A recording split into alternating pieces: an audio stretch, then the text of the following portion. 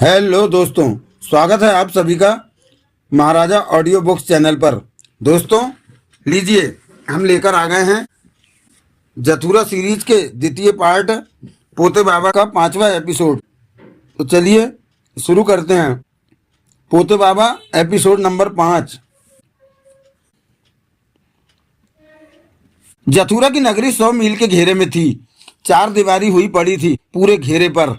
नगरी में शानदार और खूबसूरत शहर बसा था। सड़कें थी, दुकानें थी, फैक्ट्रियां थी, जरूरत की हर चीज वहां थी।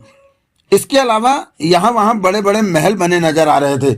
लाल पत्थरों के महल, कोई छोटा था तो कोई बड़ा, जैसे कि जरूरत के हिसाब से बनाया गया था उन्हें। परंतु किसी भी महल के पास कोई पहरेदार नजर नहीं आ रहा था, खड़ा नहीं था। यदा कदा लाल वर्दी में सिपाही अवश्य आते जाते दिखाई दे जाते थे। उनकी कमर पर कटार जैसा हथियार बंधा दिखता था। इस तरह की जथुरा की कई नगरियां थी, परंतु ये नगरी अहम इसलिए थी कि यहाँ पर जथुरा के विशेष काम होते थे। इन महलों जैसी जगह के भीतर आम नागरिक का जाना मना था। सिर्फ जथुरा के सेवकों का ही आना जाना लगा रहता था। इस वक्त दोपहर का 1 बजा था। जिस महल को बड़ा महल कहा जाता है, हम उसी के भीतर चलते हैं। बड़े महल के एक खास कमरे में कमरे का दरवाजा बंद था। भीतर कोई नहीं था। छोटी सी गोल टेबल के गिर्द 3 खाली कुर्सियां पड़ी नजर आ रही थी। दूसरी तरफ एक 4 फुट ऊंचे से स्टैंड की 2 हथेली जैसी शाखाएं निकल रही थी। उनमें एक पर चांदी का कलश रखा था और दूसरे पर सोने का। उन कलशों में चांदी के रंग की और सोने के रंग वाली गोलियां पड़ी थी।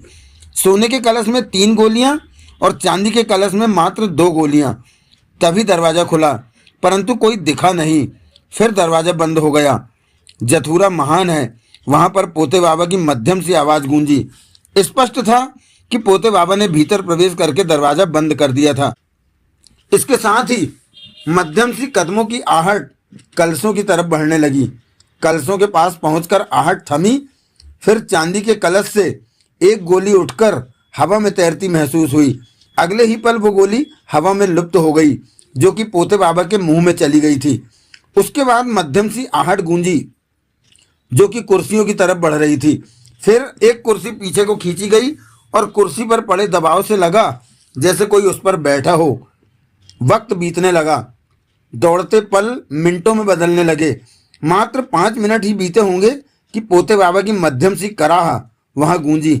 आह, कितना तकलीफ देह है अदृश्य होना और फिर अपने असली रूप में लौटना। कितना दर्द होता है। एकाएक कुर्सी पर हल्का सा खाका उभरने लगा। खाका उभरता और गायब हो जाता। साथ ही पोते बाबा की कराहें सुनाई दे रही थी। कभी पोते बाबा का दाढ़ी से भरे चेहरे का खाका उभरता, तो कभी सिर का, कभी पेट, बांह या टांग का खाका उभरता और लुप्त हो जाता। पोते बाबा की मध्यम सी कराह रह रहकर उठ रही थी। जथुरा महान है, उस जैसा दूसरा कोई नहीं।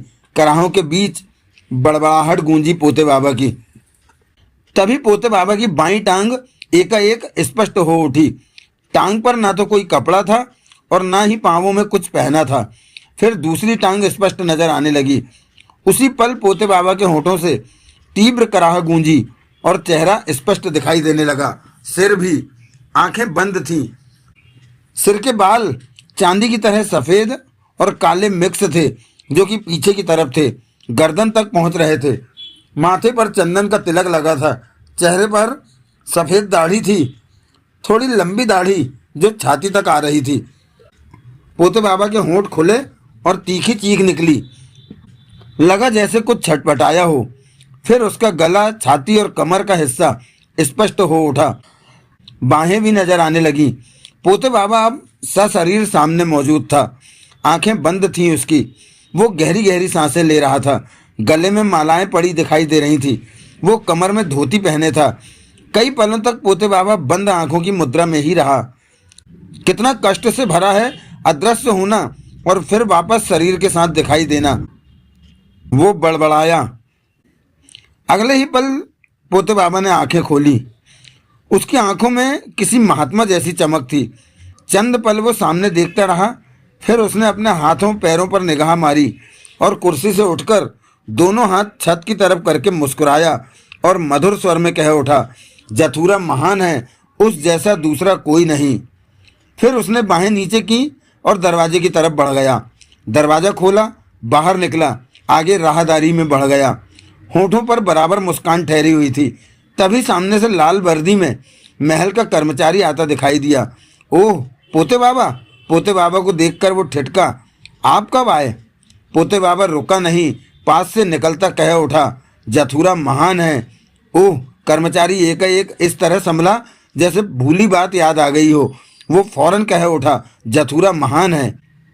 पोते बाबा आगे बढ़ता हुआ राहदारी में मुड़ा तो सामने से आते दो कर्मचारी उसे देखकर ठिठके। जथुरा महान है, वो दोनों एकाएक कह उठे। उस जैसा दूसरा कोई नहीं। बिना रुके कहता पोते बाबा आगे बढ़ता चला गया। इसी तरह कुछ रास्तों को पार करके पोते बाबा स्नान घर में पहुंचा, जो कि बंद दीवारों के बीच खुले में था। तालाब जैसी बहुत बड़ी जगह बनी हुई थी, जिसके भीतर 3-4 फुट पानी था, जिसमें से केवड़े की महक उठकर वहां के वातावरण को मदहोश बनाए हुए थी। कमर में कपड़ा बांधे वहां एक सेवक टहल रहा था, जो कि पोते बाबा के देखते ही संभला। जथुरा महान है, वो कह उठा। उस जैसा दूसरा कोई नहीं। पोते बाबा ने मुस्कान भरे स्वर में कहा। आप कब आए? उसने आदर भरे स्वर में पूछा। सीधा यहीं आ रहा हूँ गुलाम अली, मुझे स्नान की जरूरत है। पोते बाबा ने कहा। मेरी पीठ को अच्छी तरह रगड़ना। जो हुक्म। पोते बाबा ने गले में पहन रखी मालाएं उतारकर एक तरफ रखी, फिर धोती उतारी और केवड़े के खुशबूदार जल में प्रवेश करता चला गया। पानी में पहुंचकर डुबकी लगाई, फिर गुलाम अली से कहा, भीतर आ जाओ, मेरी पीठ रगड़ो। जी। गुलाम अली पीठ रगड़ने वाले सामान के साथ फौरन पानी में उतर आया और पीठ रगड़ने लगा। यहाँ कैसा चल रहा है गुलाम अली? सब ठीक है, पहले की तरह। स्नान के लिए तो यहाँ अक्सर सारे आते होंगे? पोते बाबा ने पूछा। सब नहीं, बाकी दूसरे स्नान घर में जाते हैं। यहाँ आने की सबको इजाज़त नहीं है। तो नई खबर क्या है? तुम्हारी तो यहाँ आने वालों से बातें होती होंगी। नई खबर कुछ भी नहीं है, सब ठीक चल रहा है। पीठ रगड़ते गुलाम अली ने कहा। हर कोई इसी बात के कयास लगा रहा है कि आप देवा मिन्नो को यहाँ ला पाने में सफल हो पाते हैं या नहीं। पोते बाबा के होठों पर मुस्कान थी। गलती माफ हो तो पूछो कुछ। देवा मिन्नो के बारे में? सही अंदाजा लगाया आपने। जथुरा महान है, उस जैसा दूसरा कोई नहीं। पोते बाबा श्रद्धा भरे स्वर में कह उठा। जथुरा का हाथ मेरी पीठ पर है, मैं अपने काम में सफल होकर लौटा हूँ। ओह, तो आप देवा मिन्नो को ले आए? गुलाम अली खुश हो उठा। हाँ, ये तो बहुत खुशी की बात है। अब सब ठीक हो जाएगा। पोते बाबा कह उठा। अवश्य ठीक होगा। जथुरा के आप जैसे सेवक हैं तो उसकी महानता में और भी बढ़ोतरी होगी। अवश्य, जथुरा की महानता को बढ़ने से कोई भी रोक नहीं सकता। पोते बाबा ने मुस्कुराते हुए मधुर स्वर में कहा। मैं गरुड़ के बारे में कुछ सुनना चाहता हूँ गुलाम अली। उसके बारे में बताने का कुछ है तो कहो। आपके जाने के बाद सब कुछ उसने ही संभाल रखा है। मेरे ख्याल में गरुड़ अच्छा काम कर रहा है। वो जथुरा का सच्चा सेवक है। आपने उसे चुनकर कोई गलती नहीं की। गुलाम अली ने सोच भरे स्वर में कहा। परंतु उसके हाव भाव में कुछ घमंड के भाव अवश्य आ गए हैं। पोते बाबा ने सिर हिलाया।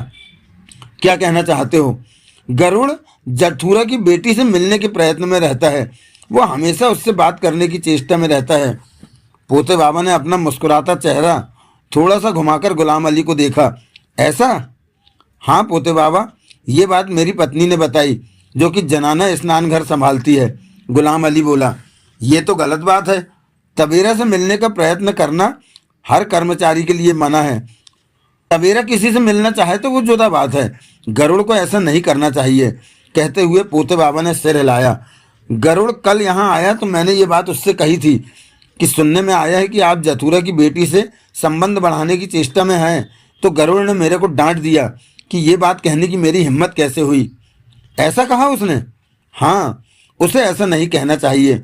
किसी भी कर्मचारी को ऐसा कहने का उसे अधिकार नहीं है। ठीक है, अब तुम मेरी नई धोती ले आओ, तब तक मैं नहा लेता हूँ। बहुत काम करने हैं मुझे। जी। गुलाम अली पानी से बाहर निकलता कह उठा। देवा मिन्नो कहाँ पर है? यहीं जथुरा की जमीन पर। क्या वो यहाँ आएंगे? अवश्य वो यहाँ पहुँचेंगे। यूँ समझो कि उन्हें यहाँ लाया जा रहा है। गुलाम अली चला गया। पोते बाबा नहाकर पानी से बाहर निकला तो गुलाम अली कपड़े ले आया। पोते बाबा ने धोती बांधी, फिर बालों में कंघी की। इस दौरान पोते बाबा बेहद शांत था और मुस्कान ओढ़े हुए था। जब पोते बाबा वहां से चलने को हुआ तो गुलाम अली बोला, जथुरा महान है, उस जैसा कोई दूसरा नहीं, पोते बाबा ने कहा और बाहर निकलता चला गया। महल की कई राहदारियां पार करके वो एक कमरे में प्रविष्ट हुआ। वहां करीब 60 की उम्र जैसी एक औरत मौजूद थी। आप आ गए? वो पोते बाबा को देखते ही कह उठी, अभी पहुंचा हूं। ये पहली बार है कि आप सीधा मेरे ही पास आए हैं। वो मुस्कुराई। कुछ काम था लक्ष्मी। पता चला है कि गरुड़ का झुकाव तबेरे की तरफ है। ओह, मालूम करो कि ये बात सच है या झूठ। बेहतर होगा कि तबेरा से ही बात करो। मैं अभी तबेरा के पास जाती हूँ। मैं तुम्हारे पास फिर आऊँगा लक्ष्मी। बैठेंगे नहीं? खाना तो खा लीजिए। अभी फुर्सत नहीं है, कई काम करने हैं, कहकर पोते बाबा बाहर निकल गया। वो बहुत बड़ा कमरा था। वहां पर 25-30 लोग लाल वर्दी में व्यस्त नजर आ रहे थे। दीवारों पर छोटी छोटी स्क्रीनें लगी हुई थी जो कि रोशन थी और हर स्क्रीन में कुछ न कुछ नजर आ रहा था। पोते बाबा के वहां प्रवेश करते ही जथुरा महान है, जथुरा महान है के स्वर गूंज उठे। पोते बाबा ने यह कहकर जवाब दिया कि उस जैसा कोई दूसरा नहीं। पोते बाबा ने वहां का नज़ारा लिया। फिर वो आगे बढ़ा और एक बंद पड़ी स्क्रीन के सामने खाली कुर्सी पर जा बैठा। सामने कुछ बटन लगे थे। उसकी उंगलियां उस पर चलने लगी। अगले ही पल स्क्रीन रोशन हो उठी। वहां चमचमाते बिंदु दिखने लगे। तभी एक व्यक्ति पास आ पहुंचा। इस स्क्रीन पर सैटेलाइट के द्वारा समस्या आ रही है। उस व्यक्ति ने कहा, कैसी समस्या? स्क्रीन सिग्नल नहीं पकड़ रही। सॉफ्टवेयर कौन सा है? पोते बाबा ने पूछा। 2+1 का है। 7+1 का सॉफ्टवेयर डालो। वो व्यक्ति तुरंत काम में जुट गया। मिनट भर में ही उसने अपना काम पूरा किया। तभी स्क्रीन रोशन हो उठी। पोते बाबा कई बटनों को दबाता उस व्यक्ति से कह उठा, सैटेलाइट पुराना हो गया है, इस वजह से वो कभी कभी समस्या दे देता है। नया सैटेलाइट तो कब का तैयार हो चुका है, उसे ऊपर छोड़ा जाना बाकी है। थोड़ा अन्य काम बचा था जो कि अब तक पूरा हो गया होगा। पोते बाबा के हाथ की उंगलियां बटनों पर खेल रही थी और नजरें स्क्रीन पर थीं। अब स्क्रीन पर जमीनी दृश्य नजर आने लगे थे। आप क्या ढूंढ रहे हैं? उस व्यक्ति ने पूछा। देवा और मिन्नो को सर्च कर रहा हूँ स्क्रीन पर। वो आ गए? हाँ, पहुंच गए। उन्हें लाने में बहुत समस्या आई होगी आपको। ज़्यादा नहीं। पोते बाबा का स्वर शांत था। क्या देवा मिन्नो यहाँ आएंगे? आना तो उन्हें यहीं चाहिए। एकाएक स्क्रीन पर उन्हें हिलते हुए कुछ बिंदु दिखे। पोते बाबा ने उन हिलते बिंदुओं को जूम में लिया तो एकाएक स्क्रीन पर वो सब नजर आए। ये तो बहुत सारे हैं, वो व्यक्ति कह उठा। हाँ, देवा मिन्नो के साथी भी हैं। इन सबके ग्रहों की चाल ऐसी है कि एक पूर्व जन्म में आए तो सबको ही पूर्व जन्म में आना पड़ता है। पोते बाबा ने शांत स्वर में कहा। कौन कौन है साथ में? बेला नगीना के रूप में है, भंवर सिंह है, त्रिवेणी है, परसू नील सिंह है, कमला रानी और मखानी है। कमला रानी और मखानी के बारे में नहीं सुना। ये दोनों काल चक्र का हिस्सा हैं। पोते बाबा के हाथ बटनों पर चल रहे थे। ये कम लोग हैं, पनडुब्बी में तो ज़्यादा लोग थे। वो बोला। हाँ, मोमोजिन्न लक्ष्मण दास और सपन चड्डा भी थे। वो कहाँ गए?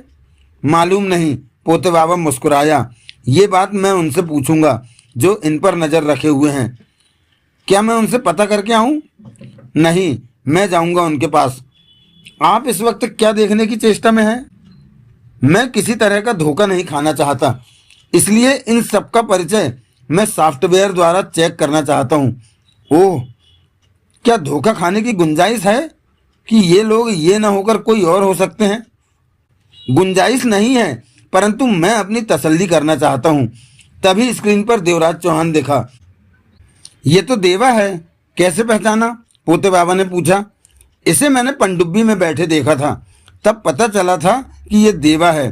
तभी पोते बाबा ने सामने लगा एक स्विच दबा दिया। उसी पल स्क्रीन पर एक तरफ कुछ लिखा हुआ दिखाई देने लगा जो कि इस प्रकार था। नाम देवराज चौहान, जन्म स्थान जयपुर, कद 5 फुट 11 इंच, पूर्व जन्म का नाम देवा। ये ठीक है। पोते बाबा कह उठा। फिर उसने दूसरा बटन दबाया तो स्क्रीन पर मिन्नो दिखने लगी। उसके बारे में भी इसी प्रकार लिखा आया। नाम मोना चौधरी, जन्म स्थान दिल्ली, कद 5 फुट 7 इंच, पूर्व जन्म का नाम मिन्नो। इसी प्रकार पोते बाबा ने एक एक करके सबके बारे में जाना। आखिरकार पोते बाबा कुर्सी से उठता कह उठा, सब ठीक है। जग्गू और गुलचंद इनमें नहीं है?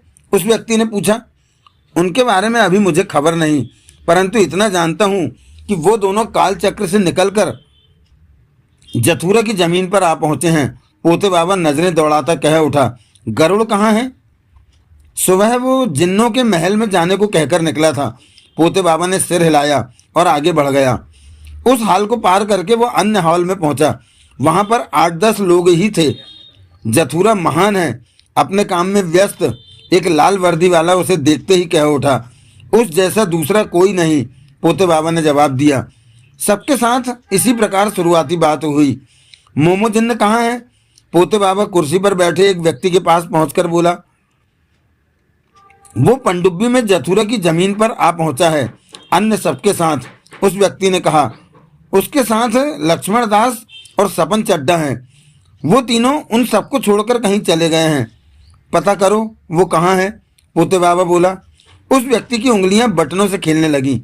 आधे मिनट के बाद ही स्क्रीन पर मोमो जिन्न, लक्ष्मण दास और सपन चड्डा नजर आए, जो कि तेजी से जंगल में आगे बढ़ते जा रहे थे। ये देखकर वो कह उठा, ये रहे, वो कहीं जा रहे हैं शायद। पता करता हूं कि वो किधर की दिशा में हैं। उसकी उंगलियां पुनः बटनों पर चली। तभी स्क्रीन पर लिखा आया, मोमो जिन्न सोबरा के इलाके की दिशा की तरफ बढ़ रहा है। मोमो जिन्न तो उन दोनों के साथ सोबरा के इलाके की तरफ जा रहा है, उसके होठों से निकला। पोते बाबा मुस्कुरा पड़ा। उस व्यक्ति ने गर्दन घुमाकर पोते बाबा को देखा और पूछा, क्या मोमो जिन्न को उस दिशा में जाने का कोई काम सौंपा गया है? नहीं। तो वो उस तरफ क्यों जा रहा है? जाने दो उसे। मोमो जिन्न का चेकअप करूं? कुछ गड़बड़ लग रही है पोते बाबा। कुछ मत करो, जग्गू और गुलचंद के बारे में पता लगाओ। उनकी आखिरी स्थिति क्या थी? वो दोनों काल चक्र से बाहर निकल आए हैं। उस व्यक्ति की उंगलियां पुनः स्विचों पर चलने लगी। पोते बाबा शांत सा खड़ा रहा। चेहरे पर सोचों के भाव थे। इसी प्रकार 5 मिनट बीत गए। तभी उस व्यक्ति के होठों से निकला, ये रहे। ये तो 3 है। 3 कौन? तीसरी औरत है कोई। कहने के साथ ही उसने कोई स्विच दबाकर 2 पल का इंतजार किया तो फिर स्क्रीन पर नानिया का चेहरा दिखने लगा, जो कि पसीने से भरा था। वो तेजी से आगे बढ़ती जा रही थी। मैं इस औरत को नहीं पहचानता, वो व्यक्ति बोला। मैं नहीं, ये काल चक्र की नानिया है, जिसे सोबरा ने रानी साहिबा बना रखा था। ओह, तो जग्गू और गुलचंद के साथ ये भी बाहर आ गई है। पता करो, क्या ये तीनों इसी तरफ आ रहे हैं? पोते बाबा ने कहा। वो पुनः स्विचों के साथ खेलने लगा। मिनट भर बाद बोला, ये तीनों भी सोबरा की जमीन की तरफ बढ़ रहे हैं। ये नहीं हो सकता, पोते बाबा के होठों से निकला। सैटेलाइट तो यही सिग्नल दे रहा है। पोते बाबा की नज़रें स्क्रीन पर जा टिकी। एक बार फिर चेक करो। मैं सही कह रहा हूँ। हैरानी है कि ये क्यों सोबरा की जमीन की दिशा की तरफ जा रहे हैं। पोते बाबा ने कहा, इन्हें रोकूं क्या? पोते बाबा के चेहरे पर सोच के भाव उभरे। इन पर आंधी छोड़कर इन्हें भटका देते हैं, वो व्यक्ति बोला। अभी कुछ मत करो, पोते बाबा ने कहा। ये कब तक सोबरा की जमीन पर पहुंच जाएंगे? रात तक। मेरे ख्याल में नानिया ही इन्हें रास्ता दिखा रही है। वो आगे चल रही है। मैं सोच रहा हूं, क्या ये सोबरा के पास पहुंचकर जथुरा को कोई नुकसान पहुंचा सकते हैं? पोते बाबा ने कहा, इस बारे में तो आप ही बताएंगे। देवा मिन्नो नगरी की तरफ आ रहे हैं, हमें इनकी परवाह नहीं करनी चाहिए। मोमो जिन्न का सोबरा के पास जाना हैरानी वाली समस्या है। मोमो जिन्न की कोई समस्या नहीं। जग्गू और गुलचंद का क्या करूं? अभी इन्हें कुछ मत कहो, इन पर नजर अवश्य रखो। जो हुक्म। पोते बाबा के चेहरे पर सोच के भाव थे। मुझे मखानी और कमला रानी के बारे में पता चला। इन दोनों के बारे में पहले कभी सुना नहीं। काल चक्र का हिस्सा है ये, परंतु काल चक्र में इनका नाम कभी नहीं आया। भौरी और सोहरी को जानते हो? अवश्य। भौरी और सोहरी ने जरूरत के मुताबिक इन दोनों को बाहरी दुनिया से इकट्ठा किया है, तो अब ये दोनों काल चक्र के बीच ही गिने जाएंगे। हाँ, कालचक्र इन्हें स्वीकार कर चुका है। तुम जग्गू गुलचंद नानिया पर नजर रखो, पोते बाबा ने कहा और वहां से आगे बढ़ गया। उस हाल से बाहर निकला तो एक राहदारी में चल पड़ा। सामने से जो भी आता जथुरा महान है के शब्दों के साथ आगे बढ़ जाता था। 5 मिनट बाद कई राहदारियां पार करने के पश्चात पोते बाबा नीचे जाते रास्ते की तरफ बढ़ गया, जो कि महल के नीचे तहखाने की तरफ जाता था। चौड़ा रास्ता सुनसान था। नीचे जाकर रास्ता दाएं बाएं 2 भागों में बंट रहा था। पोते बाबा दाईं तरफ वाले रास्ते पर बढ़ गया। ये रास्ता अब अंधेरे से भरा होने लगा। आगे जाकर रास्ता एक तरफ मुड़ा तो बिल्कुल ही अंधेरे से भर गया, परंतु वहां पहले से ही मसाल दीवार पर लगे हुक में फंसी जल रही थी। उसकी रोशनी पर्याप्त थी। वहां ज्यों ही पोते बाबा ने मसाल को पार किया तभी वहां पर कठोर आवाज गूंजी, कौन है? जथुरा महान है। पोते बाबा के होठों पर शांत मुस्कान उभरी। उस जैसा महान दूसरा कोई नहीं। वो ही आवाज कानों में पड़ी, मुझे खुशी है कि आप वापस आ गए पोते बाबा। वापस तो आना ही था, आगे बढ़ता पोते बाबा कह उठा। क्या देवा और मिन्नो को ला सके अपने साथ?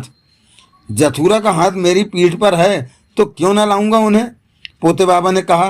ओह, ये तो अच्छी खबर है। रास्ते के अंत पर पहुंचकर पोते बाबा ठिठका। सामने दीवार थी। पोते बाबा ने अपनी दाईं हथेली दीवार पर टिका दी। अगले ही पल दीवार में जैसे जान आ गई और वो दीवार धीरे धीरे एक तरफ सरकती चली गई। रास्ता बन गया। पोते बाबा भीतर प्रवेश कर गया। ये एक कमरा था।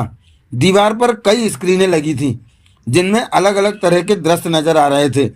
उस गैलरी का दृश्य भी नजर आ रहा था जहां से होकर पोते बाबा यहां तक पहुंचा था। 4-5 लोग वहां पर काम कर रहे थे। तभी एक आदमी पहुंचकर मुस्कुराकर बोला, आपको सामने पाकर प्रसन्नता हुई। तुम्हें देखकर मुझे भी अच्छा लगा रातुला। पोते बाबा मुस्कुरा रहा था। महाकाली के बारे में बताओ। वो वही है जहां आप उसे रख गए थे। गई नहीं वहां से? नहीं। पोते बाबा सामने नजर आते रास्ते में बढ़ गया। वो आदमी पीछे चल पड़ा। अब तो आपको महाकाली की चिंता नहीं होनी चाहिए, वो बोला। क्यों? क्योंकि देवा मिन्नो जथुरा की जमीन पर आ पहुंचे हैं। देवा मिन्नो अपना काम पूरा करेंगे और मैं अंत तक पूरी चेष्टा करूंगा कि महाकाली अपनी जिद छोड़ दे। वो नहीं मानेगी। पोते बाबा ने कुछ नहीं कहा, आगे बढ़ता रहा। वो फिर नीचे जाने की सीढ़ियां दिखाई दी तो पोते बाबा नीचे उतरने लगा। वो व्यक्ति सीढ़ियों के पास ठिठकता कह उठा, मैं आऊं क्या? नहीं, पोते बाबा नीचे उतरता बोला। सीढ़ियां उतरकर पोते बाबा थोड़ा सा और चला और अंधेरे से भरे कमरे में जा पहुंचा। कुछ पल खड़ा वो अंधेरे को देखता रहा, फिर ऊंचे स्वर में बोला, अंधेरे में क्यों बैठी है महाकाली? तेरा अफसोस मना रही हूं। औरत की बेहद तीखी आवाज वहां गूंजी। नाराज लगती है। तू देवा मिन्नो को ले आया? मैं तेरे से कहकर गया था कि देवा मिन्नो को लेकर ही लौटूंगा। तूने ठीक नहीं किया। मैंने ठीक किया है, पोते बाबा शांत स्वर में कह उठा। रोशनी कर, जरा तेरे को देखूं तो सही। उसी पल वो सारी जगह रोशन हो उठी। वो हाल जैसा कमरा था। सामान के नाम पर ज्यादा कुछ नहीं था। कमरे के बीचों बीच चौकोर टेबल पर कांच का जार रखा था। उस जार में छोटी सी मात्र 2.5 इंच की बहुत खूबसूरत औरत टहलती दिखाई दे रही थी। पोते बाबा आगे बढ़ा और उस टेबल के पास पड़ी कुर्सी पर जा बैठा। नजरें जार पर थीं। जार में टहलती वो ठिठकी और गुस्से भरी निगाह से पोते बाबा को देखने लगी। तू पहले की तरह ही खूबसूरत है। तूने क्या सोचा था कि यहाँ रहकर मुरझा जाऊंगी? तू स्वयं जार में होती तो अवश्य मुरझा जाती, परंतु ये तेरी परछाई है। मुझे कैद करने के सपने मत देख पोते बाबा। मैं किसी के हाथ नहीं आने वाली। तेरे जाने के यहाँ के सारे रास्ते खुले हैं। तू चली क्यों नहीं जाती? चालाकी वाली बातें मत कर। मैं इस तरह जाने वाली नहीं। तो तवेरा को लेके जाएगी तू? हाँ, जथुरा की बेटी मुझे दे दे, फिर दोबारा कभी नहीं लौटूंगी। इसके अलावा कुछ और मांग ले, पूरा कर दूंगा। तेरे को पता है कि मुझे कुछ और नहीं चाहिए, तवेरा ही चाहिए। कुछ खामोश रहकर पोते बाबा कह उठा, महाकाली, तेरी ये इच्छा कभी भी पूरी नहीं हो सकती। तो फिर भूल जा कि जथुरा कभी आज़ाद होगा। मैं वो ही करूंगी जो मुझे सोबरा ने कहा है। तू सोबरा के हुक्म की गुलाम है। पागलों वाली बातें मत कर। मैं चाहूं तो अपना मनचाहा भी कर सकती हूँ, जथुरा को आज़ाद कर सकती हूँ। कर दे आज़ाद। तबेरा मुझे दे दे। संभव नहीं है तेरी ये मांग। जथुरा की आज़ादी की एवज में तेरे को जो चाहिए मैं दूंगा, परंतु तबेरा नहीं। बाकी सब कुछ मेरे लिए बेकार है। महाकाली की परछाई जार के भीतर से कह रही थी। तबेरा विद्वान है, वो तंत्र मंत्र को बहुत ही बेहतरीन तरीके से जानती है। मुझ जैसी जादूगरनी को तबेरा की ही जरूरत है। वो मेरी सहायता करेगी तंत्र मंत्र में, मुझे भी कुछ आराम मिलेगा। महाकाली ने कहा, पिता की आज़ादी की खातिर बेटी को तेरा गुलाम बना दूं, ये कैसे संभव है? तू क्यों चिंता करता है पोते बाबा? दे दे मुझे तबेरा। तू तो नौकर है जथुरा का। मैं नौकर नहीं, जथुरा का रखवाला हूँ। उसकी आज़ादी के बदले तबेरा तेरे को नहीं दे सकता। तबेरा को सुरक्षित रखना मेरी ही जिम्मेवारी है। जथुरा ने मुझ पर जो भरोसा किया उस पर खरा उतरना चाहता हूँ। ऐसी नगरी का क्या फायदा जिसका राजा 50 वर्षों से बंदी बना हुआ हो? जथुरा के बिना भी सब ठीक चल रहा है, तू चिंता न कर। पोते बाबा शांत स्वर में कह उठा, देवा मिन्नो आ चुके हैं, अब तेरा खेल ज्यादा नहीं चलेगा। जाकर सोबरा से कह दे। मैं क्यों कहूँ सोबरा से? मेरा काम तो जथुरा को कैद रखना है। तू तबेरा दे दे, सब ठीक हो जाएगा। बकवास मत कर। पोते बाबा उठ खड़ा हुआ। तेरी जिद तुझे ले डूबेगी। धमकी देती है? देवा मिन्नो आ गए हैं तो अब मैं चुप नहीं रह सकती। महाकाली कह उठी, क्या करेगी? सीधा वार करूंगी तबेरा पर। वो तेरे बस का नहीं। तू मेरी ताकतों को अच्छी तरह समझता है पोते बाबा कि मेरे बस में क्या क्या है। तबेरा की ताकतें भी कम नहीं हैं, मेरे से कम ही है। वो मेरा मुकाबला नहीं कर सकती। तेरे वार से तो बच सकती है, हर बार नहीं। मैं तो तेरे को समझाने आया था कि देवा मिन्नो आ गए हैं, तू जथुरा को छोड़कर चली जा। अब तेरी खैर नहीं, परंतु तू मेरी बात नहीं समझ रही। मैं चाहता हूं कि झगड़ा ना हो, परंतु तेरी जिद बुरा कर देगी महाकाली। महाकाली हंस पड़ी। क्यों हंसी? देवा और मिन्नो बच्चे हैं मेरे, मैं उन्हें चुटकी बजाकर काबू में कर लूंगी। तू उनकी धौंस मत दे मुझे। पोते बाबा पलटा और वापस चल पड़ा। तबेरा मुझे दे दे, फिर कभी मैं जथुरा के रास्ते में ना आऊंगी, वादा करती हूँ। तबेरा तुझे कभी नहीं मिलेगी। जाते जाते पोते बाबा बोला, सुन तो। पोते बाबा ठिठक कर पलटा और जार में मौजूद महाकाली की परछाई को देखा। सोबरा को भी सबक सिखा दूंगी कि वो जथुरा से झगड़ा न करे, बस तबेरा मुझे चाहिए। पोते बाबा ने कुछ ना कहा और वहां से बाहर निकलता चला गया। देवा मिन्नो, महाकाली बड़बड़ा उठी। कब से इंतजार था इन दोनों के आने का। पोते बाबा लक्ष्मी के पास पहुंचा। क्या पता किया तूने? गरुड़ की नजर तबेरा पर है, लक्ष्मी बोली। शायद वो जथुरा का दामाद बनना चाहता है। उसके ये विचार हैं तो पछताएगा, पोते बाबा ने कठोर स्वर में कहा। गलत इरादे हैं उसके।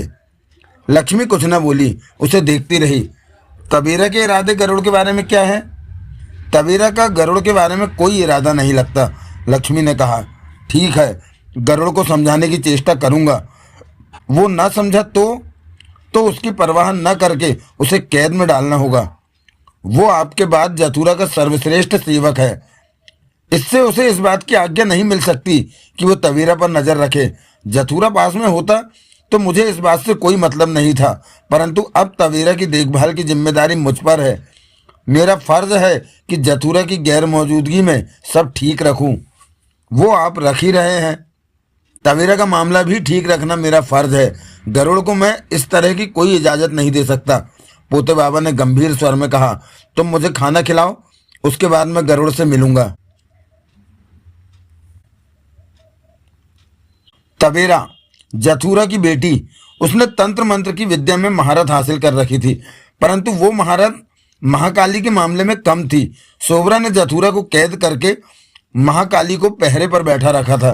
तबेरा परेशान रहती थी अपने पिता जथुरा की आज़ादी को लेकर। उसने जथुरा को आज़ाद कराने के कई प्रयत्न किए थे, परंतु महाकाली के आगे उसकी एक न चली। 50 बरस बीत गए थे ये सब होते होते, परंतु तबीरा ने हौसला न छोड़ा था। इस वक्त भी वो एक कमरे में जथुरा से बात करने के लिए किसी मंत्र को बड़बड़ा रही थी। वो खूबसूरत थी, ऐसी कि देखने वाला देखता रह जाए, परंतु अपने पिता के बारे में इस कदर चिंतित थी कि अपने बारे में सोचने की उसके पास फुर्सत ही नहीं थी। वो हमेशा अपने पिता को आज़ाद कराने की उधेड़ बुन में लगी रहती। जिस कुर्सी पर वो बैठी थी वो एकाएक कांपी, जोरों से हिली। तबीरा के होठों से निकलने वाले मंत्र रुक गए। उसकी निगाह सामने एक फूल पर जा टिकी जो कि धीरे धीरे अपना रंग बदलने लगा था। तबीरा के चेहरे पर खुशी की लहर दौड़ गई। तभी उसके कान में जथुरा का तेज स्वर पड़ा, कौन है? मैं हूं पिताजी, मैं तबीरा। तबीरा का स्वर कांप उठा था। ओह, तुमसे कितनी बार कहा है कि मंत्रों की धार पर मुझसे इस तरह बात मत किया करो, मुझे तकलीफ होती है। पहले से ही महाकाली मुझे बहुत तकलीफें देती है, अब और नहीं सहा जाता। जथुरा का स्वर वहां गूंज उठा था। आप तो बहुत बहादुर हैं पिताजी, हिम्मत कब से हारने लगे? 50 वर्षों की कैद ने मुझे थका दिया है। आप हिम्मत रखिए, वो ही तो अब नहीं रही। तबीरा के चेहरे पर दर्द के भाव आ ठहरे। आप मुझे भी नहीं बताते, मैं कैसे आपको आज़ाद कराऊं? तबीरा बोली। फूल बराबर रंग पर रंग बदले जा रहा था। मैं नहीं जानता, महाकाली ने सारे रास्ते सख्ती से बंद कर रखे हैं। वो बहुत कठोर है। सोबरा के आदेश पर महाकाली ने आपको कैद किया है। मैं सोबरा से बात करूं क्या? कोई फायदा नहीं होगा। पोते बाबा से कहूं कि वो सोबरा से बात करे? नहीं, बात का वक्त अब रहा ही नहीं। जथुरा की आवाज में तकलीफ के भाव थे। मैं नहीं जानता था कि काल चक्र को पकड़ लेने की मुझे ये सजा मिलेगी। तब सोबरा ने कहा था, परंतु मैं नहीं माना। सोचा वो झूठ कहता है। आपको आजाद कराने का एक रास्ता है पिताजी, तबीरा ने सोच भरे स्वर में कहा। बोल बेटी। महाकाली चाहती है कि मैं उसके साथ उसके काम में शामिल हो जाऊं। कभी नहीं, मैं तुझे बुरी जिंदगी जीने की इजाजत कभी नहीं दूंगा। जथुरा का तड़प भरा स्वर सुनाई दिया। तू महाकाली की ये बात कभी नहीं मानेगी। तेरे को अपनी मर्यादा में रहना होगा। मैं आपके कहे के बाहर कभी नहीं जाऊंगी। मुझे आजाद करा, मुझे। ठहर, महाकाली आई है। उसके बाद वहां खामोशी छा गई। सामने पड़ा फूल बराबर रंग बदले जा रहा था। तबीरा की निगाह फूल पर टिकी हुई थी, चेहरे पर गंभीरता थी। लंबी खामोशी के बाद जथुरा की आवाज सुनाई दी। महाकाली चली गई। वो कुछ नया बताकर गई है। क्या? देवा और मिन्नो मेरी जमीन पर आ पहुंचे हैं। नहीं, तबीरा की आवाज कांप उठी। वो झूठ क्यों कहेगी? ये तो आपके लिए खुशी की बात है पिताजी। देवा और मिन्नो, मेरे लिए खुशी का दिन वो होगा जब मैं आज़ाद हो जाऊंगा। आप आज़ाद हो जाएंगे। पोते बाबा नहीं लौटा? वो आ गए? पोते बाबा भी आ गया है। जथुरा की आवाज़ सुनाई दी। ओह, और मुझे खबर नहीं। आप आराम कीजिए पापा, मैं अब आपको आज़ाद करा कर रहूंगी। देवा मिन्नो के आने का ही तो इंतजार था। वो दोनों, महाकाली को कम मत समझ। मैं उसे कम नहीं समझ रही। वो देवा मिन्नो भी चूक सकते हैं। ये जरूरी नहीं कि वो दोनों उस तिलिस्म को तोड़ने में सफल हो ही जाएं। वो भी मर सकते हैं। रास्ते में पग पग में खतरे भरे पड़े हैं। जथुरा की आवाज में थकान थी। आप आराम कीजिए पिताजी, तू अपनी जिंदगी जी तबीरा, मेरी फिक्र मत कर। मैं तो। तबीरा ने पूरी बात सुनी ही नहीं और हाथ आगे बढ़ाकर फूल को छू लिया। फूल का रंग बदलना उसी पल थम गया। इसके साथ ही जथुरा से बातचीत का संबंध खत्म हो गया था। तबीरा उठी और आगे बढ़कर कमरे का बड़ा सा दरवाजा खोला। बाहर 2 सेविकाएं खड़ी थीं। पोते बाबा को संदेश भेजो कि मैं मिलना चाहती हूँ। क्या वो आ पहुंचे हैं? हाँ। एक सेविका फौरन सिर हिलाकर वहां से चली गई। अब तुम भीतर आ सकती हो, तबीरा ने दूसरी सेविका से कहा और भीतर चली गई। सेविका ने भीतर प्रवेश करते हुए कहा, जब आप कमरे में बंद थीं तो गरुड़ आया था। वो बार बार मेरे पास आने की चेष्टा क्यों करता है? तबीरा ने नाराजगी से कहा। आप खूब समझती हैं, लेकिन मुझे ये सब बातें पसंद नहीं। अब की बार आए तो उसे कह देना। जरूर कह दूंगी। अब तो देवा मिन्नो आ गए हैं। आपके पिता कैद से आज़ाद हो जाएंगे। जरूर आज़ाद हो जाएंगे, तबीरा दृढ़ स्वर में कह उठी। वो दिन कितना खुशी से भरा होगा जब मुझे उस कमरे में जाना होगा। एकाएक तबीरा बोली। महाकाली से 2 टूक बात करनी है कि। मैं आ गई तबीरा, तभी वहां महाकाली की आवाज गूंज उठी। तबेरा और सेविका की नजरें घूमी, परंतु महाकाली कहीं भी न दिखी। मुझे ढूंढ तो जानूं, महाकाली का खिलखिलाने का स्वर गूंजा। ये खेल खेलने का वक्त नहीं है, तबेरा कठोर स्वर में बोली। तेरे खेल अब खत्म होने जा रहे हैं। खूब, तो तू मेरे खेल खत्म करेगी? कोई भी करे, तेरा खेल खत्म होके ही रहेगा। तबेरा का स्वर कठोर ही रहा। मैं कुर्सी पर बैठी हूँ। तबेरा और सेविका की निगाह कुर्सी की तरफ उठी। वहां पर 2.5 इंच की छोटी सी महाकाली दिखाई दी। तूने अपनी परछाई भेजी है, स्वयं नहीं आई? क्या करूं, बहुत व्यस्त हूं, इसलिए अपनी परछाई को भेज दिया। तभी तबेरा ने होठों ही होठों में कुछ बुदबुदाया। उसी पल 2.5 इंच की महाकाली की परछाई कुर्सी से उछलकर नीचे जा गिरी। तूने मुझे कुर्सी से क्यों उतारा? महाकाली की आवाज गूंजी। तबेरा आगे बढ़ी और उसी कुर्सी पर बैठते हुए कह उठी, तू कुर्सी पर बैठने के काबिल नहीं है, मेरी कुर्सी पर बिल्कुल ही नहीं। 2.5 इंच की महाकाली की परछाई सिर उठाए कुर्सी पर बैठी तबेरा को देखती रही, फिर बोली, तू तंत्र मंत्र की विद्या में बहुत तेज है, परंतु वो विद्या तेरे किस काम की? क्यों? विद्या का इस्तेमाल करने का मौका तो तुझे मिलता नहीं। तू मेरे पास आ जा, मैं तेरे को और भी तेज बना दूंगी। फिक्र मत कर, तबेरा कड़वे स्वर में बोली, मेरे को अब जल्द ही मौका मिलेगा। सेविका शांत सी खड़ी थी। अच्छा, वो कैसे? तिलिस्म तोड़ने देवा और मिन्नो आ पहुंचे हैं, मैं उनके साथ रहूंगी। महाकाली हंस पड़ी। तो ये बात है, आज की बच्ची है तू और मेरे से मुकाबले की सोच रही है?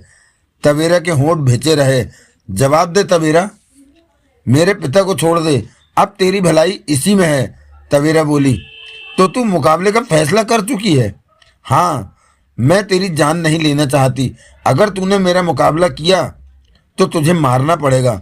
मैं तेरा मुकाबला करूंगी। देवा मिन्नो आ चुके हैं, उन्हीं के इंतजार में तो मैं कब से बैठी थी। देवा मिन्नो मेरा कुछ नहीं बिगाड़ सकते, वो दोनों अपनी जान गंवा बैठेंगे। मेरे पिता की आज़ादी की चाबी उन दोनों के पास है, मैं उन्हें वहां तक पहुंचने दूंगी तब ना। महाकाली के हंसने की आवाज आई। तबेरा ने होठ भींच लिए। बेवकूफ हो तुम सब, तू मेरे पास आ जा, उसके बाद सब ठीक हो जाएगा। जतूरा को मैं आज़ाद कर दूंगी। कभी नहीं। तो अब हमारा मुकाबला पक्का है तबेरा? हाँ, बच्चों से मुकाबला करना मुझे अच्छा नहीं लगता। अब तू नहीं मानती तो मैं क्या करूं? मैं कितनी बच्ची हूं ये तू जानती है, तभी तो मेरा साथ पाने को मरी जा रही है। तबेरा गुस्से से कह उठी, अब तक तो मैं इसलिए खामोश थी कि अकेली थी मैं, परंतु अब देवा मिन्नो आ गए हैं। महाकाली ने व्यंग से शब्दों को पूरा किया। हाँ, अब मैं तेरा मुकाबला करने की कोशिश तो कर ही सकती हूँ। नादान है, भुगतेगी। इसके साथ ही महाकाली की परछाई गायब हो गई। तबेरा होठ भींचे कुर्सी से उठी और टहलने लगी। महाकाली नहीं मानेगी, सेविका कह उठी। बेशक मत माने, लेकिन मैं उसका मुकाबला जरूर करूंगी। तबेरा दांत भींचे कह उठी, वो ताकतवर है। तबेरा ने सेविका को देखा और पूर्ववत स्वर में बोली, बेशक वो ताकतवर है मुझसे, परंतु मुझे हराने के लिए उसे काफी मेहनत करनी पड़ेगी। गरुड़ 25 वर्ष का तेज तर्रार युवक। जैसा कि आप सब जानते हैं कि पूर्व जन्म के लोगों की उम्र ठहर चुकी है। पूर्व उपन्यासों में इस बात को आप पढ़ चुके हैं। चुस्त चालाक, हर काम को जैसे पूरा कर देना चाहता हो, वो पोते बाबा के बाद जथुरा का सर्वश्रेष्ठ सेवक था। गरुड़ ने महल में अपने कमरे में प्रवेश किया और ठिठक गया। एक सेवक कमरे की साफ सफाई कर रहा था। तुम जाओ, अभी कुछ देर मैं आराम करना चाहता हूँ। गरुड़ ने सेवक से कहा। जी, पोते बाबा आपको याद कर रहे हैं। गरुड़ ने हौले से सिर हिलाया। कहाँ है वो? पीछे वाले हॉल में, सेवक बोला। उनसे कहो मैं अभी आता हूँ। सेवक बाहर निकल गया। गरुड़ ने दरवाजा बंद किया और कमरे में नजरें दौड़ाई। फिर आगे बढ़ा और अलमारी खोलकर उसने जिल्द वाली एक किताब निकाली और उसे खोला। किताब के पन्ने बीचों बीच चकोर मुद्रा में कटे हुए थे और वहां माचिस की डिब्बी के आकार का छोटा सा यंत्र रखा था, जिस पर सफेद रंग के बटन लगे हुए थे। गरुड़ उस किताब को थामे कुर्सी पर आ बैठा और यंत्र में लगे बटनों में से एक एक करके 4 बटनों को दबाया तो यंत्र के बीच में से रोशनी निकलने लगी।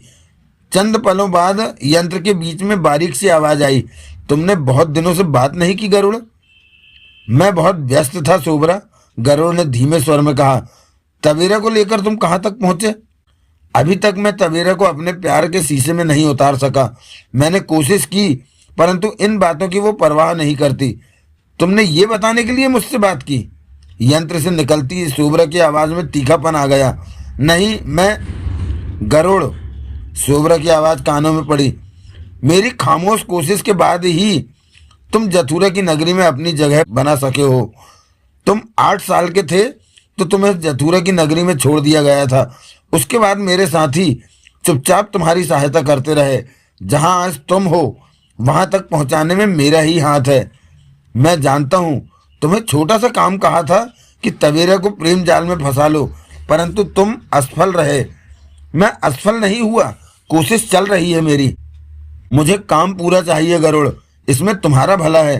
तुम जथुरा की नगरी के मालिक बन जाओगे तबेरा से ब्याह करके, परंतु मेरे अधीन रहोगे।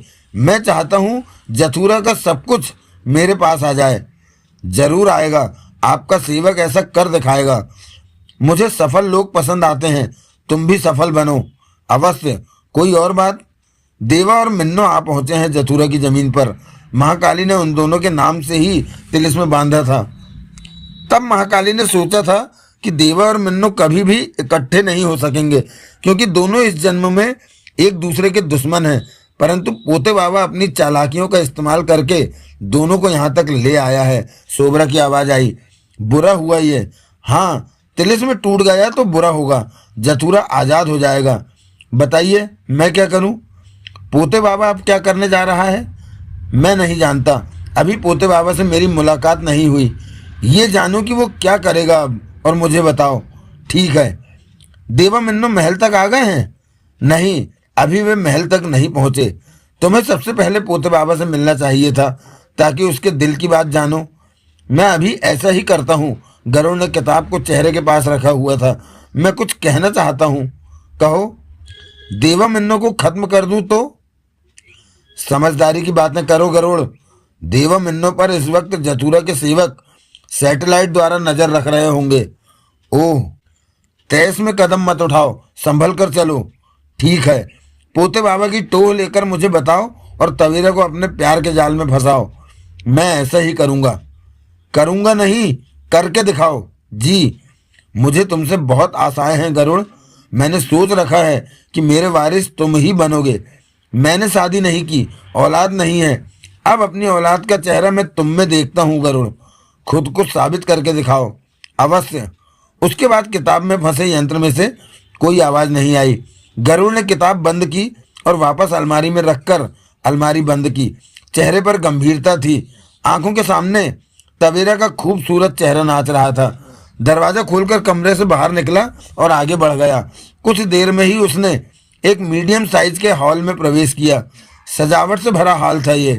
आरामदेह कुर्सियां लगी हुई थी। लेटने के लिए गद्देदार बेड थे। सामने ही पोते बाबा एक कुर्सी पर बैठा था।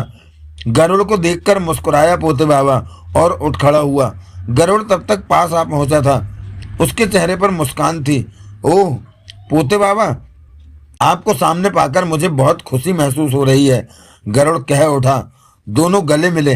कैसे हो मेरे बच्चे? गरुड़ अलग होता कह उठा। आपके आशीर्वाद से मैं खुश हूँ। दोनों कुर्सियों पर बैठे। मुझे तुम पर गर्व है गरुड़ कि तुमने मेरे पीछे से सारा काम बखूबी संभाला। पोते बाबा मुस्कुराकर कह उठा।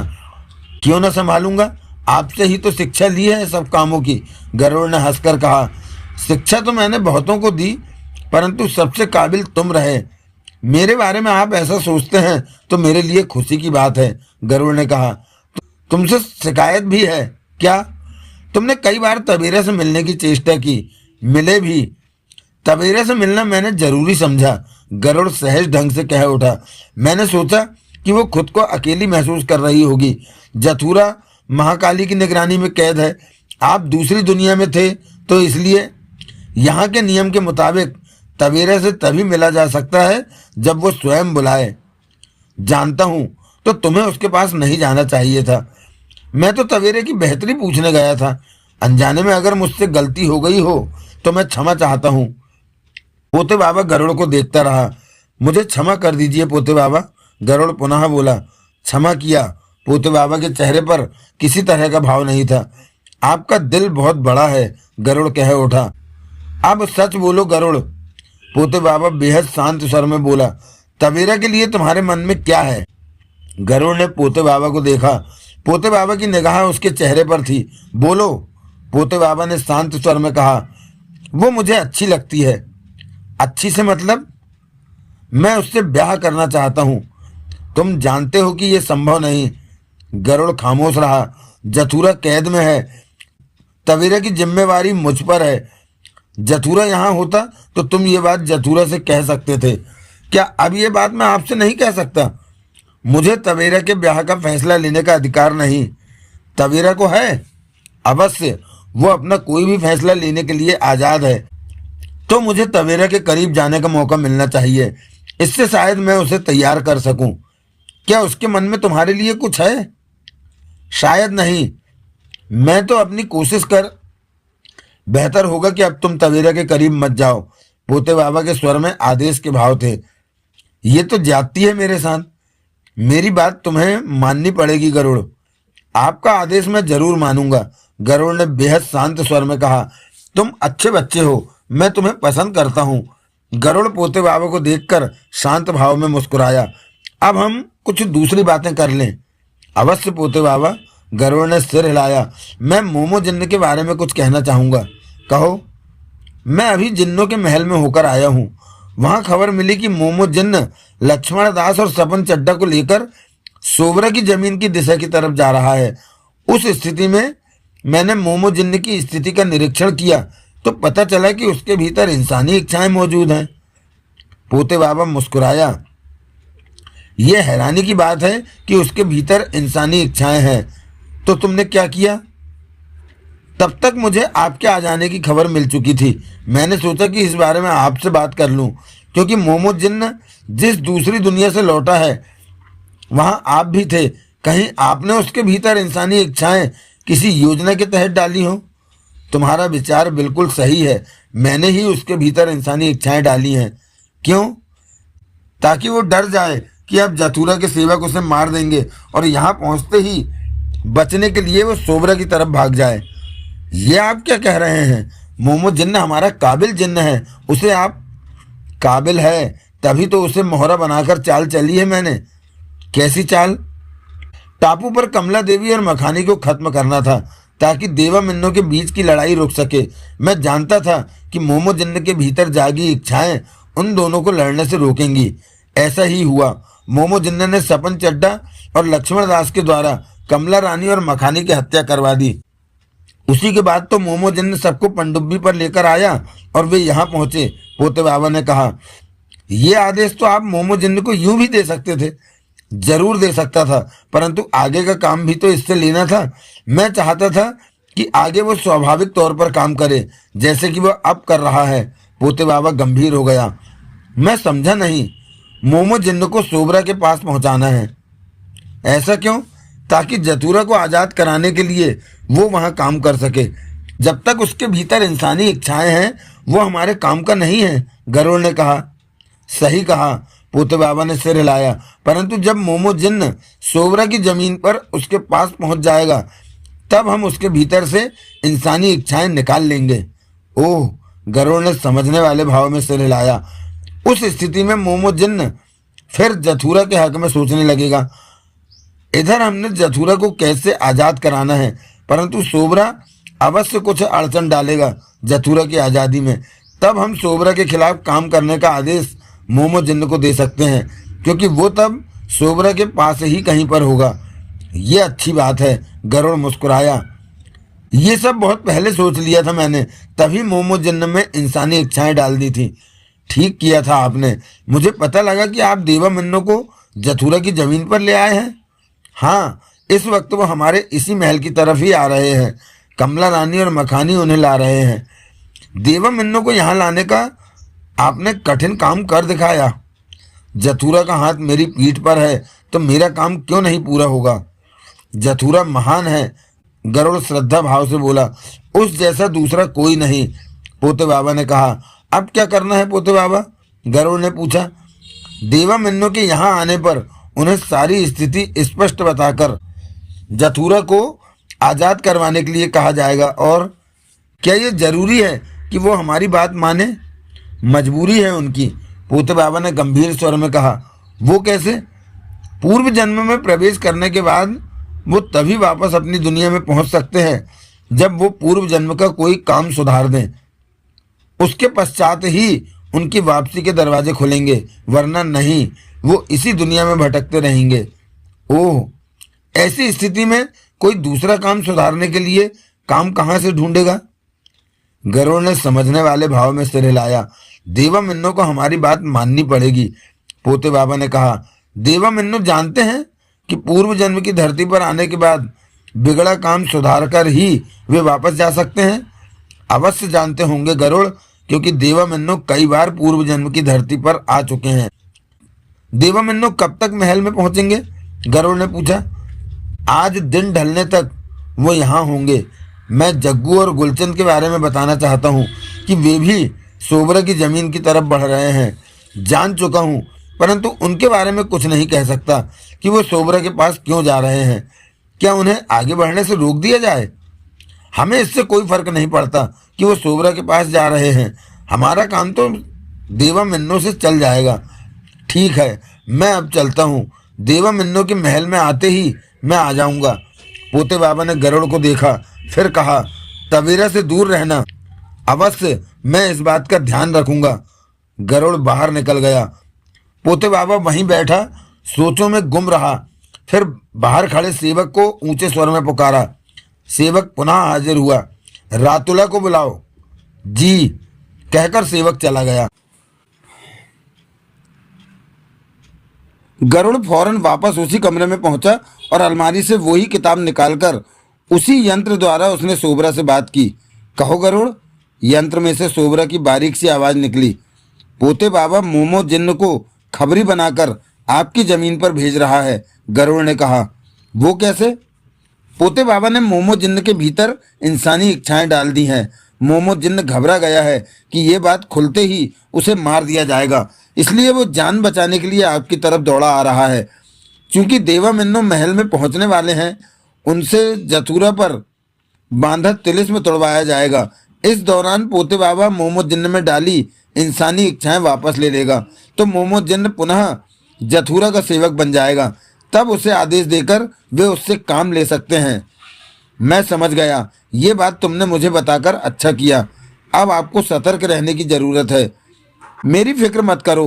तुम तवेरा को अपने प्यार में फंसाने की चेष्टा करो और सफल होने की खबर मुझे दो। अवश्य सोबरा। रातुला आया। पोते बाबा ने गंभीर निगाहों से उसे देखा। क्या बात है पोते बाबा, मुझे क्यों बुलाया? बैठो, तुमसे कोई खास बात करना चाहता हूँ। रातुला सामने पड़ी उसी कुर्सी पर जा बैठा जहाँ थोड़ी देर पहले गरुड़ बैठा था। देवामन्नु की कोई समस्या है? नहीं, गरुड़ के बारे में बात करना चाहता हूँ। पोते बाबा ने हौले से सिर हिलाया। कहो। गरुड़ की नज़र तवेरा पर है, उससे ब्याह करना चाहता है। ओह, जबकि तवेरा ने गरुड़ के बारे में सोचा भी नहीं है। मैंने गरुड़ को इस बारे में समझाया तो वो फौरन पीछे हटने को मान गया, जबकि हकीकत में ऐसा नहीं है। मेरी अनुभवी नजरें धोखा नहीं खा सकती। गरुड़ का मन साफ नहीं लग रहा है इस बारे में। वो कैसे? मेरे कहने पर गरुड़ का पीछे हटने पर रजामंद हो जाना। और तवेरा की नज़र गरुड़ पर नहीं है, परंतु गरुड़ उससे ब्याह करने की सोचे बैठा है। जथुरा का दामाद बनने का सपना देख रहा है ताकि यहाँ का मालिक बन सके। बात अगर तवेरा की तरफ से भी होती तो जुदा बात थी, परंतु ये सब गरुड़ का अपना फैसला है और इतना बड़ा फैसला वो खुद नहीं कर सकता। क्या मतलब? गरुड़ के पीछे किसी और की विचारधारा चल रही है। किसकी? मैं नहीं जानता। फिर तुमने इतनी बड़ी बात कैसे कह दी कि गरुड़ ने बेशक तरक्की की है, नीचे से उठकर आज वो जथुरा का सर्वश्रेष्ठ सेवक बन गया है, परंतु उसकी इतनी हिम्मत नहीं हो सकती कि वो तवेरा के साथ ब्याह की सोचने लगे। रातुला पोते बाबा को देखता रहा, चेहरे पर सोचें रही। तुम पहेलियां बुझा रहे हो, रातुला कह उठा। मैंने स्पष्ट कहा है कि गरुड़ की सोचों के पीछे कोई है, परंतु मैं उसे नहीं जानता। रातुला ने सिर हिलाकर कहा, मैं इसमें क्या कर सकता हूँ ये बताओ। गरुड़ पर नजर रखो, ये सोचकर नजर रखो कि गरुड़ जथुरा के हक में नहीं सोचता। जथुरा कैद में है और वो उसकी आज़ादी की न सोचकर उसकी बेटी से ब्याह करने का विचार बना रहा है। ये गद्दारी नहीं तो और क्या है। रातुला ने सहमति से सिर हिलाया। तुम्हें पता लगाना है कि गरुड़ क्यों बहक गया है।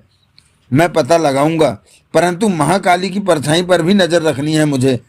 वो काम छोड़ दो, उस काम पर मैं अभी किसी दूसरे को लगा देता हूँ। क्या तुम्हारी बातों से गरुड़ को कोई शक हुआ कि तुम उस पर शक कर रहे हो? ऐसा कुछ नहीं है, वो निश्चिंत है। मुझे हैरानी होगी अगर गरुड़ वास्तव में बहक गया है तो। रातुला उठते हुए बोला, तवेरा से बात की इस बारे में? मैं अभी तवेरा के पास ही जा रहा हूँ। तवेरा का बुलावा आया है, बात करूंगा उससे। तुम गरुड़ के बारे में असल बात जानो और मुझे खबर दो। हो सकता है कि मेरी सोचें ही गलत हों। जथुरा महान है, रातुला ने कहा। उस जैसा दूसरा कोई नहीं, पोते बाबा ने हाथ उठाकर कहा। रातुला बाहर निकल गया।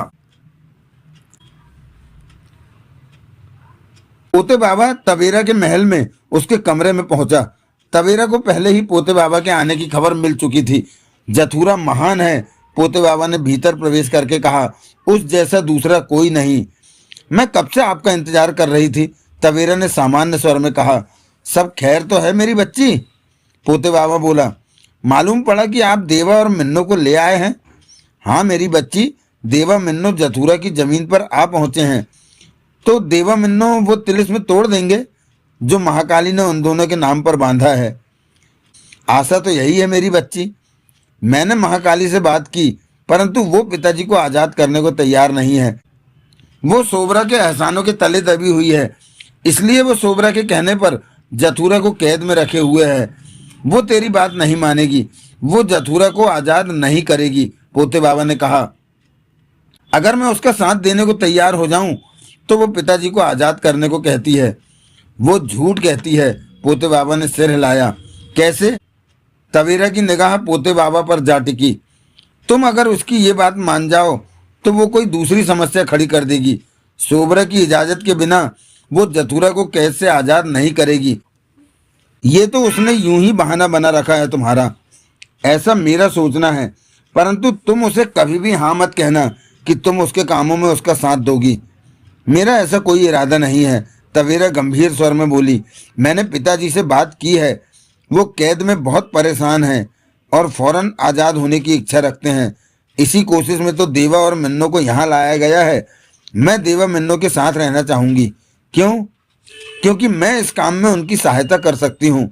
जादूगरनी महाकाली ने तरह तरह के जाल बिछा रखे होंगे, मैं उन जालों से उन्हें बचा सकती हूँ। तंत्र मंत्र की विद्या में मैं पूरी तरह निपुण हूँ। ये तुमने ठीक कहा, परंतु मन में आशंका है कि देवा मिन्नो ने ये काम करने से इनकार कर दिया तो? ये बात मुझ पर छोड़ दो, मैं सब ठीक कर लूँगा। मुझे आपका ही सहारा है। मैं अंत तक तेरे साथ हूँ मेरी बच्ची, पोते बाबा ने कहा। मैं गरुड़ के बारे में कुछ पूछना चाहता हूँ। पूछिए। गरुड़ का झुकाव तुम्हारी तरफ है, मेरी उससे बात हुई है। वो तुमसे ब्याह करने की सोच रहा है। उसका झुकाव और उसकी सारी सोच एक तरफा ही है। तेरी तरफ से तो कोई बात नहीं है इस बारे में? नहीं, मैंने तो कभी गरुड़ के बारे में सोचा भी नहीं, तवेरा ने कहा। कुछ होता तो मैं आपसे अवश्य कहती। यही मैं जानना चाहता था। मुझे पिताजी की आज़ादी की चिंता है। मुझे तुमसे ज़्यादा है। जब से सोबरा ने जथुरा को कैद किया है, मेरे कंधों पर बोझ ज़्यादा बढ़ गया है। मेरी सोचों को कुछ पल के लिए भी आराम नहीं मिलता। जथुरा आकर अपने काम संभाले तो मैं आराम करूं। देवा मिन्नो के महल में आ जाने पर मुझे खबर देना, मैं भी बातचीत में शामिल होऊंगी। अवश्य मेरी बच्ची, देवा मिन्नो के आते ही मैं तुम्हें खबर कर दूंगा। रातुला ने उस कमरे की तलाशी ली जिसे गरुड़ इस्तेमाल करता था।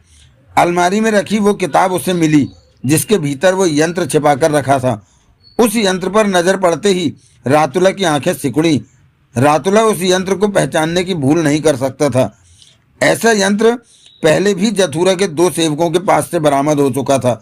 जिन्होंने इस बात को स्वीकार किया था कि इस यंत्र के द्वारा वे सोबरा से बात करते हैं, उन्हें यहाँ की खबरें देते हैं।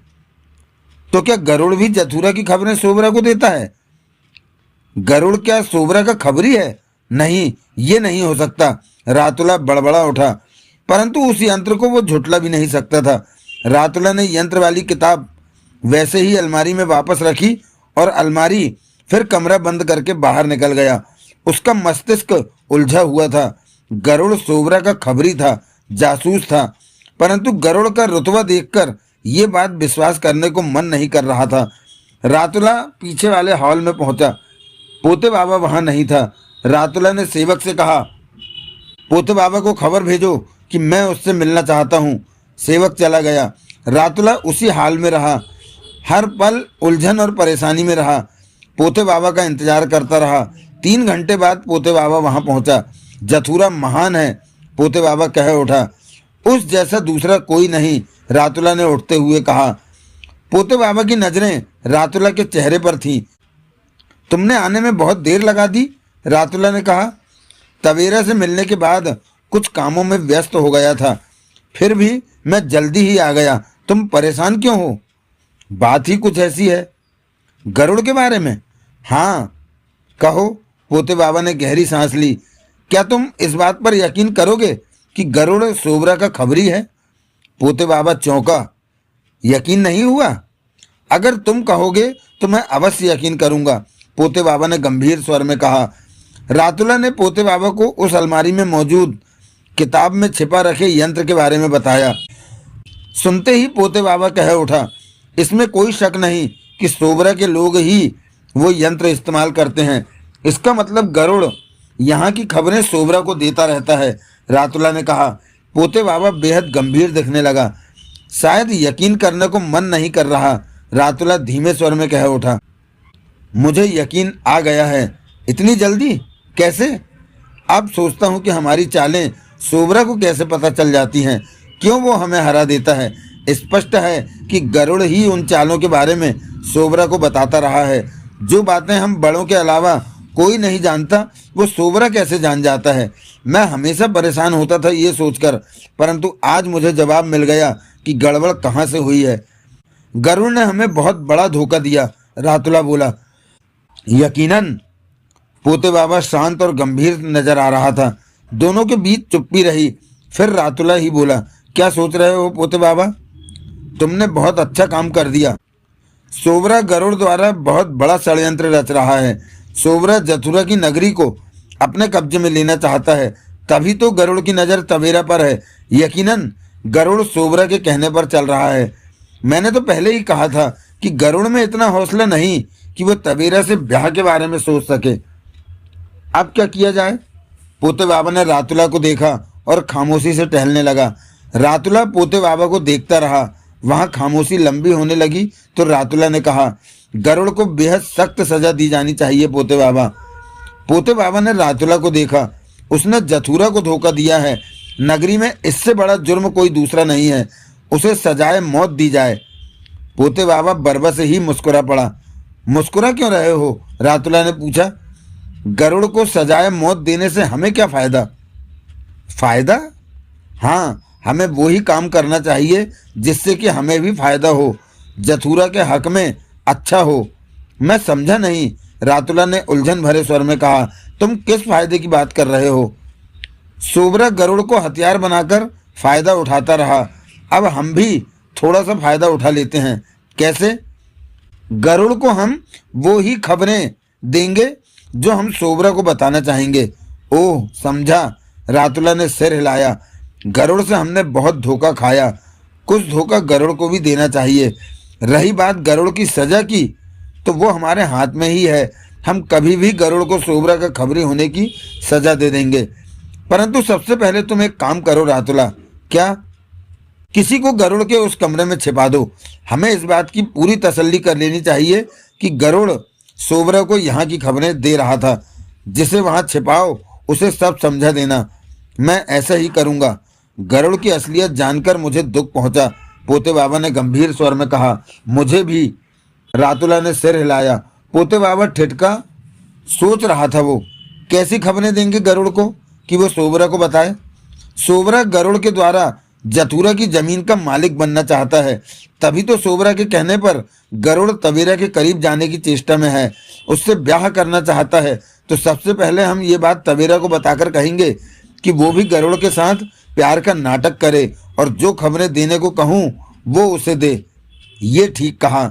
सोबरा कभी नहीं चाहेगा कि जथुरा कैद से आज़ाद हो, इसलिए उसे गरुड़ से हमारे खिलाफ काम करवाना पड़े तो वो जरूर करवाएगा, परंतु गरुड़ द्वारा उसे गलत खबरें मिल रही होंगी तो सोबरा अवश्य मात खा जाएगा। पोते बाबा ने कठोर स्वर में कहा। अब सोबरा वो ही सोचेगा जो हम चाहेंगे, हमारी चालें सोबरा की सोचों को बदल देंगी। रातुला ने सिर हिलाया, परंतु मैं अपनी एक चाल गरुड़ को बता चुका हूँ, वो गलत हुआ। कैसी चाल? मोमो जिन्न के बारे में, जो सोबरा की जमीन की तरफ जा रहा है। उसमें मोमो जिन्न का जीवन खतरे में पड़ जाएगा। सोबरा उसे कैद कर लेगा या मार देगा, जबकि मोमो जिन्न बेहद काबिल जिन्न है, उसे बचाना होगा। कैसे? वो मैं ठीक कर लूँगा। पोते बाबा ने सिर हिलाया। तुम उस कमरे में किसी को छिपा दो कि जब गरुड़ सोबरा से उस यंत्र के द्वारा बात करे तो उसकी बातें सुनकर उसके गद्दार होने का यकीन हमारा पूरी तरह विश्वास में बदल सके। ये इंतजाम मैं अभी करता हूँ, शेष बातें फिर करेंगे। रातुला वहां से चला गया। पोते बाबा भी बाहर निकला और तेजी से एक तरफ बढ़ गया। उसके चेहरे पर शक्ति के भाव थे, माथे पर बल नजर आ रहे थे। 7-8 मिनट चलने के बाद पोते बाबा ने उस कमरे में प्रवेश किया जहां 20 से ज्यादा कंप्यूटर और स्क्रीनें चमक रही थी। लाल वर्दी पहने जथुरा के सेवक हर तरफ व्यस्त नजर आ रहे थे। पोते बाबा कुर्सी पर बैठे एक सेवक के पास पहुंचा। काम में व्यस्त सेवक उस पर नजर मारते ही कह उठा, जथुरा महान है, उस जैसा कोई दूसरा नहीं। पोते बाबा ने कहा, फौरन इस काम को करो, मोमो जिन्न का सॉफ्टवेयर चालू करो और उसमें मौजूद इंसानी इच्छाओं को हटा दो। ओह, मोमो जिन्न में इंसानी इच्छाएं डाल दी गई थी? वो सेवक बोला। तब ऐसा करना जरूरी था, अब उन इच्छाओं को हटा देना जरूरी है। पोते बाबा ने कहा, मैं अभी इस काम पर लग जाता हूँ। सेवक बोला। मोमो जिन्न, लक्ष्मण दास और सपन चड्डा तेजी से आगे बढ़े जा रहे थे। जंगल खत्म होने को था। सामने खुश्क पहाड़ नजर आने लगे थे जो कि धूप में तपते से लग रहे थे। इसी तरह चलता रहा तो मैं मर जाऊंगा, लक्ष्मण दास ने कहा और वहीं नीचे बैठ गया। मोमो जिन्न और सपन चड्डा ठिठके पलटे। थोड़ा सा और चल ले, मोमो जिन्न प्यार से कह उठा।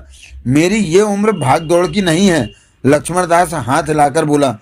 बात समझ यार, मोमो जिन्न ने खुशामद भरे स्वर में कहा। सोबरा की जमीन पर पहुंचकर हम सुरक्षित हो जाएंगे। जथुरा के सेवकों ने हमारी स्थिति भांप ली तो वो हमें सोबरा की जमीन पर नहीं पहुंचने देंगे। उन्हें पता चल गया कि मुझमें इंसानी इच्छाएं आ गई हैं तो वो मुझे मार देंगे। लक्ष्मण दास कुछ नहीं बोला। तू मेरा यार नहीं है, मोमो जिन्न ने कहा। थकान से मेरी टांगें कांप रही हैं, लक्ष्मण दास मरे स्वर में बोला। गर्मी से जान निकली जा रही है। मेरी खातिर, अपनी खातिर सोबरा से कहकर मैं तुमको वापस तुम्हारी दुनिया में भिजवा दूंगा। यहाँ से उठो, आधे से ज्यादा रास्ता पार हो गया है। शाम तक हम सोबरा की जमीन पर होंगे। मैं भी थक गया हूँ, सपन चड्डा ने कहा और जमीन पर जा बैठा। तुम दोनों मुझे मुसीबत में डाल दोगे, मोमो जिन्न मुंह बनाकर कह उठा। मैं नहीं बचूंगा, हमें अपने साथ लाना ही नहीं चाहिए था, सपन चड्डा ने कहा। तुम दोनों को साथ ना लाता तो फिर मेरा काम ही क्या था? वापस जाता तो वो मेरा परीक्षण करके मेरे शरीर में आ चुकी इच्छाओं के बारे में जानते और मुझे मार देते। तुम दोनों के कारण ही तो। अब हमें आराम करने दो, मैं तो नींद लूंगा। लक्ष्मण दास सच में बहुत थका हुआ था। मेरे लिए तो मुसीबत खड़ी हो गई। मोमो जिन्न ने आसपास नजरें घुमाई। ये दोनों बेवकूफ हैं, हालातों को समझते नहीं हैं कि जथुरा के सेवक हमारे लिए खतरा खड़ा कर देंगे। देवराज चौहान, मोना चौधरी, बाकी लोग अब कहाँ होंगे? सपन चड्डा ने पूछा। मुझे क्या पता, तुम जिन्न हो, पता कर सकते। मैं अपनी ताकतों का इस्तेमाल करूंगा तो उन्हें सिग्नल मिल जाएगा कि मैं किस दिशा में हूँ। मुझे खामोश रहना होगा। तुम कैसे अजीब जिन्न हो जो जथुरा के सेवकों से डरते हो? जथुरा का सेवक हूं मैं, मुझ पर अधिकार कर रखा है उसने, वो मेरा मालिक है, मुझे उससे डरना पड़ता है। लक्ष्मण दास और सपन चड्डा की नजरें मिली।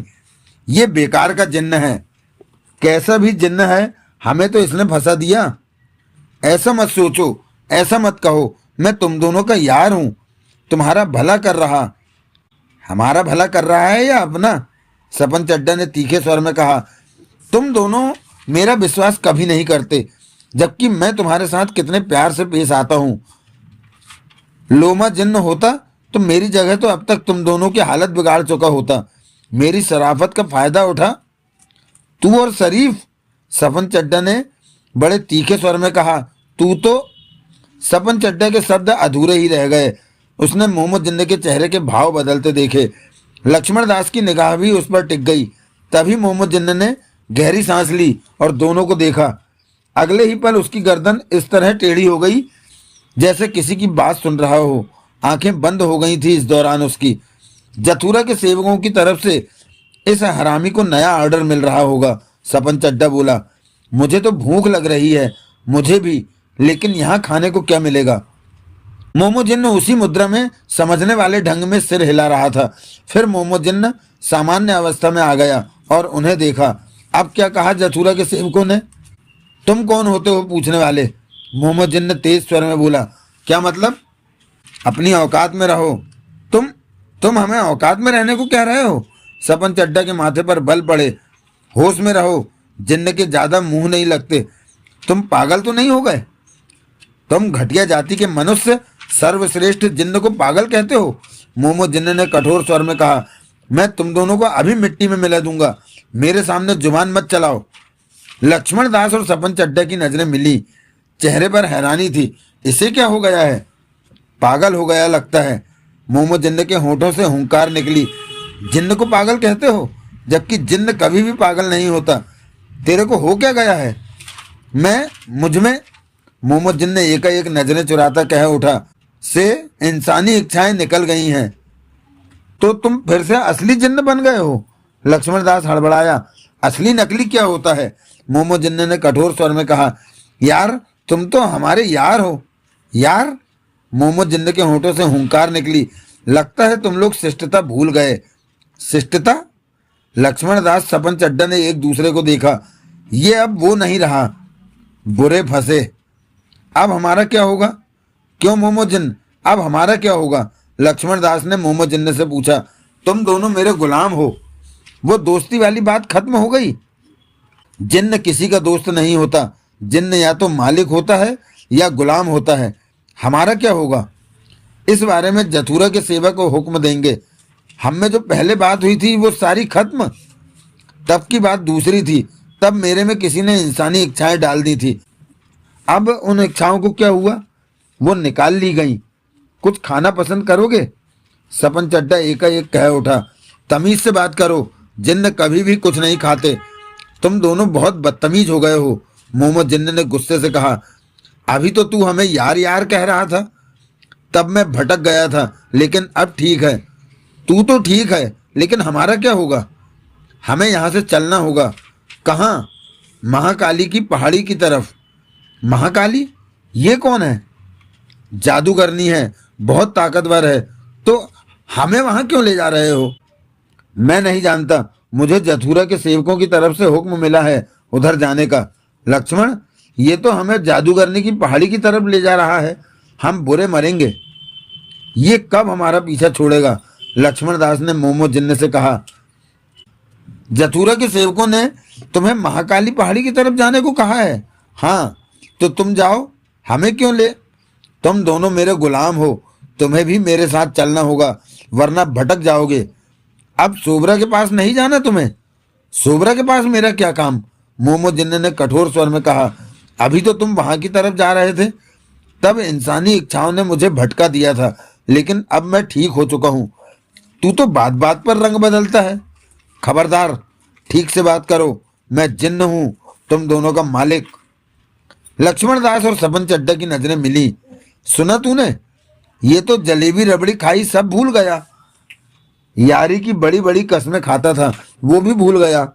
कहता था जिन्न कभी झूठ नहीं बोलता, लेकिन ये तो मुझे सच बोलता दिखता ही नहीं। तुम दोनों को शिष्टता सिखानी होगी। मोहम्मद जिन्न बोला।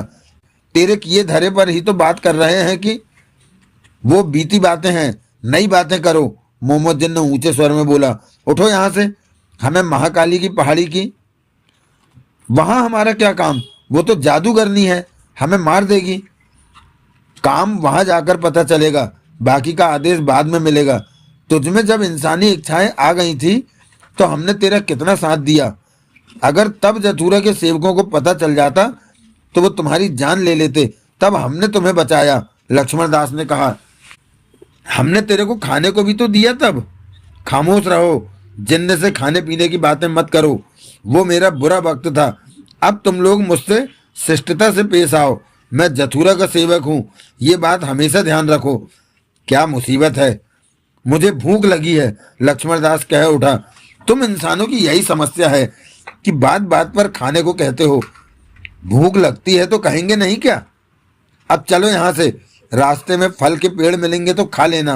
मोहम्मद जिन ने हुक्म देने वाले स्वर में बोला। लक्ष्मण दास और सपन चड्ढा उठ खड़े हुए। चल सपन, वो जादूगरनी बोलो, जथुरा महान है, मोहम्मद जिन ने कह उठा। लेकिन बोलो, मोहम्मद जिन ने कठोर स्वर में कह उठा। जथुरा महान है, दोनों एक साथ कह उठे। याद रखो, जो बात कहूं वो एक ही बार में मान लिया करो, वरना कपड़े उतरवाकर नंगा करके घुमाऊंगा। हरामी कहीं का, सपन चड्ढा बड़बड़ा उठा। क्या कहा? मोहम्मद जिन्ना ने हुंकार भरी। जथुरा महान है, हाँ ऐसे ही बोला करो। जथुरा के अच्छे सेवक बनो, तरक्की करोगे। तो दोस्तों, आज का यह एपिसोड यहीं विराम लेता है। इसके बाद अगला वीडियो आएगा जो पोते बाबा का।